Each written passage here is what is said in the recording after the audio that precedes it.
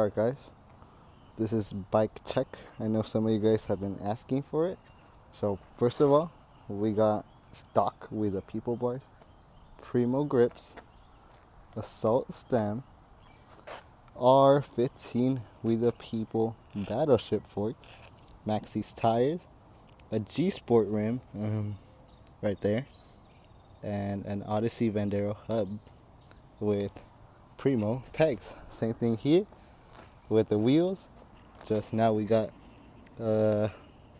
shadow, a shadow chain, a Supreme one, Primo Churchill cranks 165, and the Primo turbo pedals, and stock Sunday seat with a Primo seat post. Yep, that's pretty much it. Nice chrome spacing.